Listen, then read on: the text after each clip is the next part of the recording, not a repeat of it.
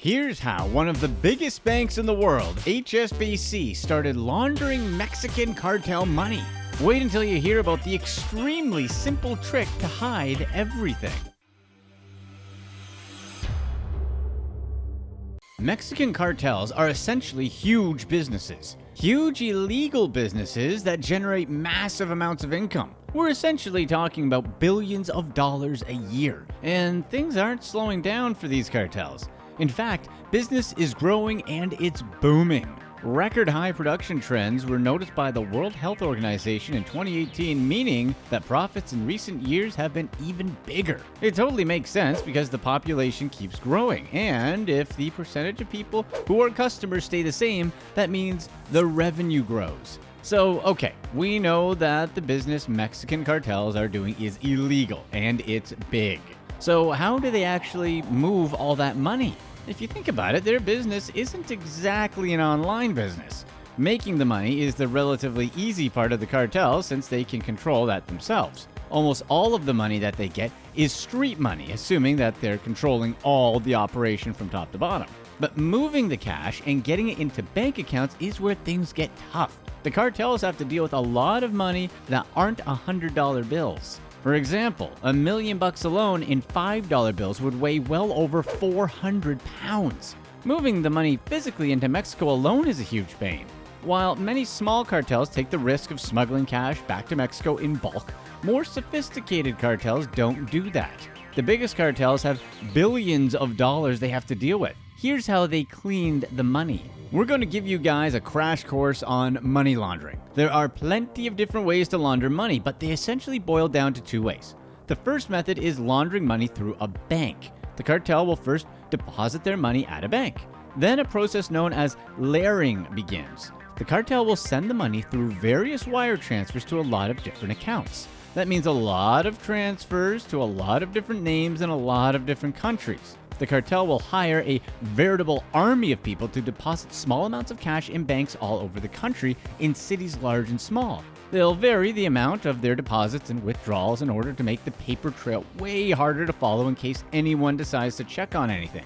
A lot of these people get caught anyways, but to the cartels, that's simply the cost of doing business. Once the money is back in the money system, it can now be used. But the biggest problem with this method is because of the $10,000 limit. You probably know that the IRS requires a bank to report any deposits over $10,000. With billions of dollars to launder, you can imagine how tedious that amount of money can get. It's almost extremely tedious unless you can get the bank in on it. The second method is laundering the money through what's called trade-based laundering. This was a technique El Chapo's cartel developed into an art form. The simplest way to do this is by buying easily sold high-end items such as, say, a Rolex or a gold bar from a legitimate company in the US. Anything that's more like a commodity, the better. Then they would sell the item back in Mexico for pesos. The more sophisticated method is actually owning legitimate cash-based businesses and laundering the money that way.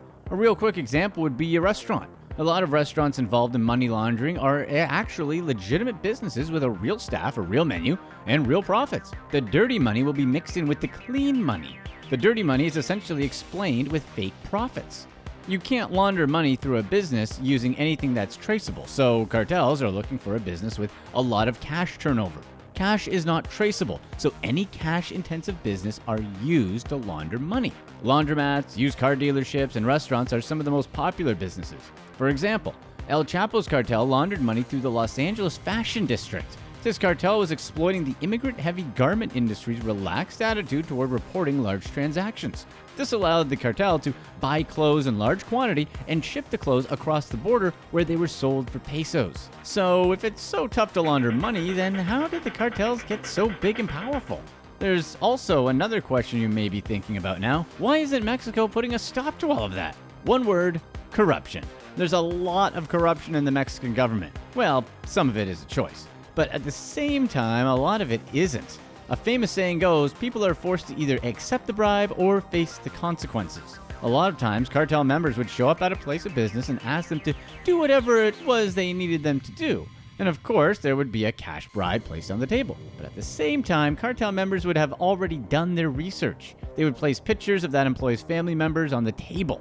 Obviously, the people would know how to take a hint. So a lot of people are between a rock and a hard place. Corruption, forced or unforced in Mexico, has contributed to the domination of Mexican cartels. So where exactly does one of the world's biggest banks, HSBC, come into this?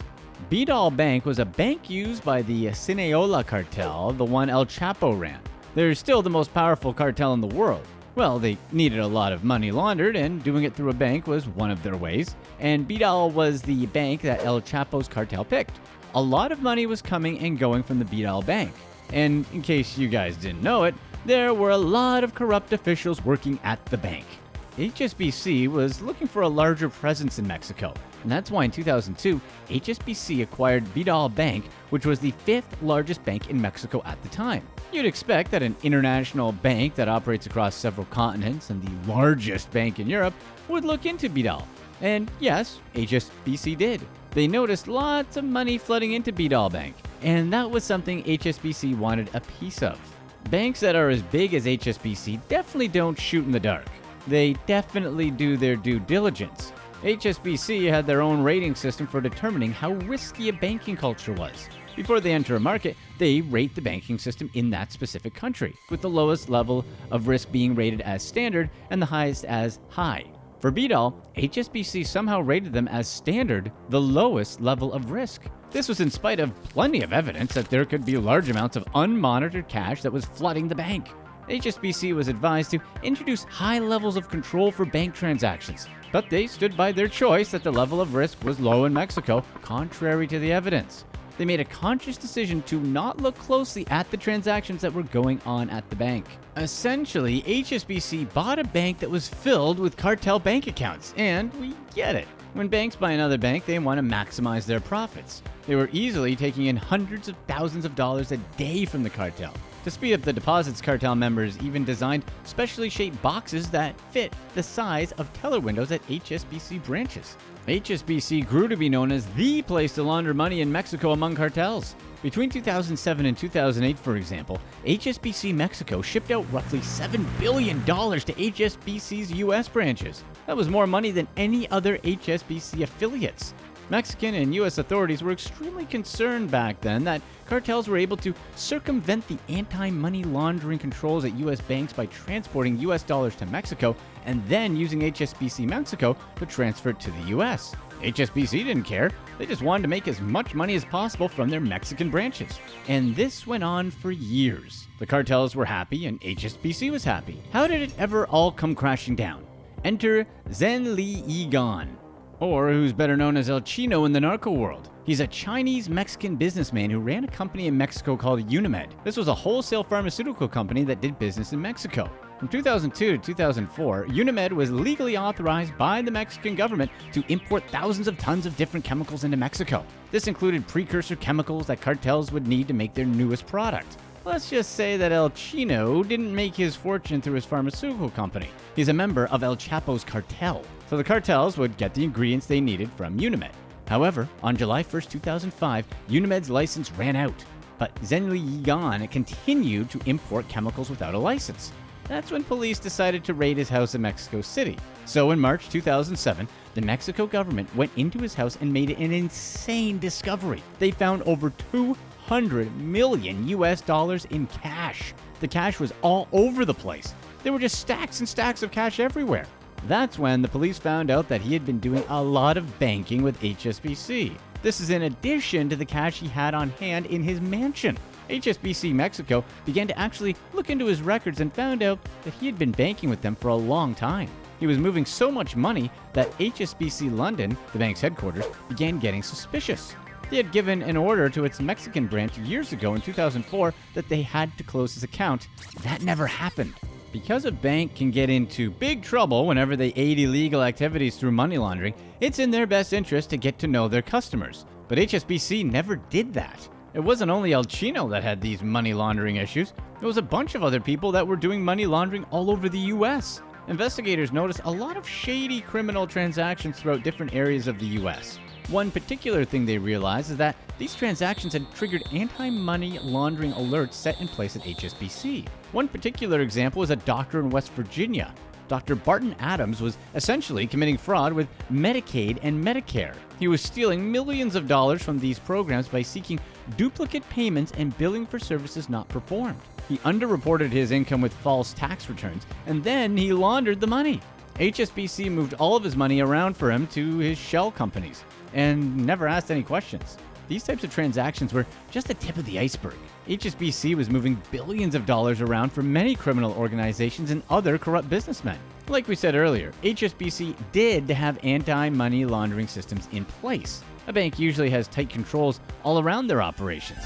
This definitely reminds us about Disney World and all their weird rules. Find out more about secrets Disney doesn't want you to hear, but they just ignored it. For example, if someone tries to move $50,000 for the first time, the system will generate an alert.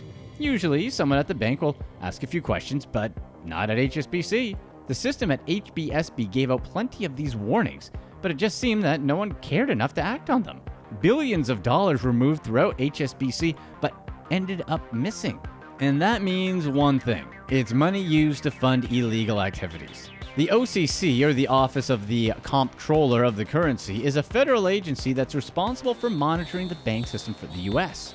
After these money laundering problems were noticed at HSBC, the OCC sent a warning notice to them in 2010. Basically, the OCC let HSBC know that they uncovered some suspicious activity and they're going to be looking closer at their activities. After receiving a warning from the OCC, HSBC was like, you know what? The OCC is right. We should start paying more attention to what's happening with our transactions. One of the things that the OCC told HSBC to do was to go back and look at its questionable transactions. So HSBC decided to create a special department to do this. So HSBC hired a bunch of people. They were what HSBC called AML experts. These were anti-money laundering experts who were supposed to go through all backlogs and double-check for any missed alerts. Apparently, there were over 17,000 missed alerts. HSBC was basically forced to hire this team by the OCC. So HSBC did what any bank would do, and that's follow OCC's orders. HSBC hired as many of these auditors as possible since they had a huge backlog of these missed alerts. So they hired AML experts, actually started working their way through these missed system alerts. There's basically a blacklist of people and organizations that banks should not be doing business with called the OFAC sanctions list. What the AML experts found was that there were a ton of transactions involving a lot of people on the sanctions list. So if any individual or organization is on the list, transactions automatically do not go through. But how were these transactions approved and going through at HSBC? HSBC used dashes and dots to hide the names of anyone on the list. Here's a silly example to help you understand how they did this. Let's say someone named John Smith was on this blacklist, and someone wants to send money to John Smith. Now, sending money to John Smith would not be possible since he's on the list. So to get around that, HSBC would have the name in theirs as J.O.H.N.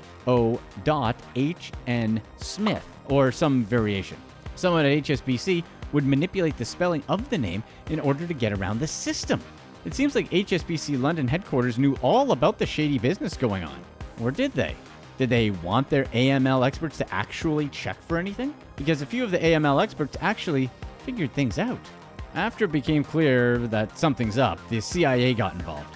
After further investigation, HSBC executives went in front of the Senate. So what happened? HSBC's attitude was somewhat along the lines of, yes, we know, let's get this over with and move on with life, we'll fix this sometime. HSBC essentially admitted that these transactions did happen, but they said that it wasn't their fault. Executives just pushed the blame down the line. Blame was pushed around everywhere, but everyone just said that they didn't know anything.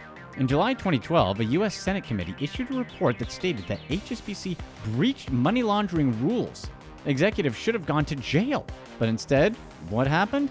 Nothing. No one was fined, no one was charged at the bank, just the bank itself was fined. HSBC and the U.S. government settled in 2012. The U.S. attorney was actually forced to step down and drop any charges against the bank. With the settlement, HSBC was penalized $1.9 billion, the largest fine ever under the Bank Secrecy Act. That fine was for violating 4 U.S. laws designed to protect the U.S. financial system. It may sound like a lot of money until you realize that $1.9 billion was only equivalent to 5 weeks of HSBC's profit that year. HSBC laundered at the very least $881 million through the U.S. financial system for cartels. These are just known transactions. The real number can be easily in the billions. They also failed to monitor more than $670 billion in wire transfers and more than $9.4 billion in purchases of physical dollars from its Mexico unit. HSBC acknowledged that for years it had ignored warning signs that cartels in Mexico were using its branches to launder millions of dollars. But the US government didn't go hard after HSBC, even though they determined HSBC helped to launder massive amounts of money for cartels. The government had an opportunity to punish HSBC for their transgressions back in 2012, but they decided to not do it. No one knows why the government decided to not go after clear white-collar crime. Basically, HSBC sold their soul to the devil. They decided to do business with illegal organizations just so they could pocket billions of dollars in profits. This allowed cartels to operate in Mexico and the US without impunity. When HSBC bought Bidal Bank, it's our suspicion that they knew exactly what they were buying. They knew that the cartels were a growing business and that specific businesses would grow. So they basically bought up these accounts and decided to continue to do business with them. And in order to continue to do business, they helped to hide cartel members and other criminal identities with a simple system of dots and dashes. The executives wanted the criminal business, and because it's a lot of money and they were okay with whatever that came with it, even when they were caught, they still didn't care. They just put up some fake resistance just because the OCC told them to.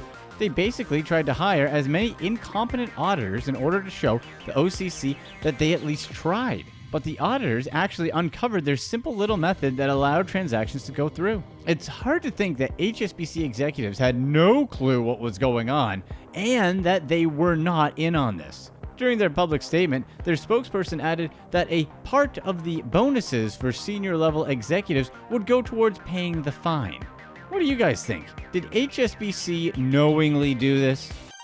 Watch this next video to find out about secrets Disney does not want you to know.